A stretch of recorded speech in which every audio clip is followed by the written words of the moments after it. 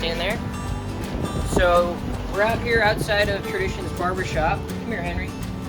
We are gonna go turn this into them and see what they think. All right, don't stop the video, so keep recording. Recording? Yep.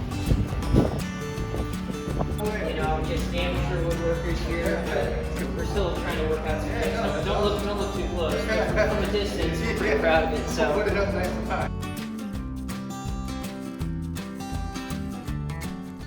Hello and welcome back to Brightland Milling. Thanks so much for joining us today. As you saw in that introduction, we took your feedback and we ended up giving that sign to the barbershop, and I think that they were pretty pleased. They may hang it up upstairs. But as we move on, this video today is all about inlays. And I know that we've been doing inlays before, but this one's kind of special in the sense that although it's behind the scenes and you won't really be able to see, I am making my own inlay files this week, and in a sense, it is a bit of a comedy of errors. I'm trying to make some coasters, and I've got some different phrases from the Westminster about who God is. God is a spirit, infinite, eternal, unchangeable in his being, wisdom, power, holiness, justice, goodness, and truth. So I thought that'd be cool to have some coasters around the house that had these things, and I also could practice inlays. So what happened in the first part of this video is that I started making some cuts, and here the first cuts that you saw already were the female. And now I'm moving on to the male. I am using a type of MDF that I have. All the wood that I'm using today is just stuff in my garage. And at first I didn't realize this, but as I continued on, I realized that this was not going to fit. And so this was a lot of trial and error. I made a ton of mistakes and errors this week, and I don't know if you're going to be able to see them in the video. You're at least going to be able to see one. You can see those letters there are pretty thick, and to the naked eye, I didn't realize it at first, but as I'm about to turn this over, you're going to see that those letters on the left are just way too thick to go in there.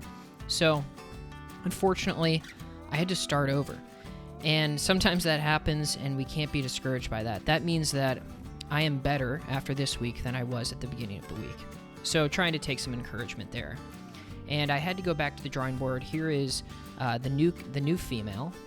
And I actually did go to Carbide Creates YouTube channel and found a way to actually make inlays.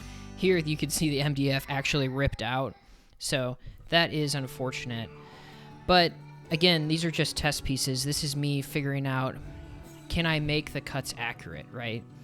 And so I, again, am using a piece of wood that I have in my garage. This is for the male piece, because that MDF you saw ripped out.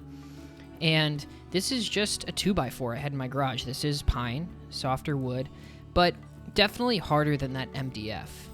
And I was pretty happy with it. And I thought, wow, it's actually keeping its edge there. It kind of looks cool. And then I realized, wait a second, that is not backwards. The male part is supposed to be the inverse. So instead of he is constant, it should actually be backwards. So I'll spare you guys all of the footage of me having to redo this. But now you can see this piece is actually backwards, or you will be able to see that soon. And now it's just time to glue it up. After all of this week of cutting, I was able to produce one coaster.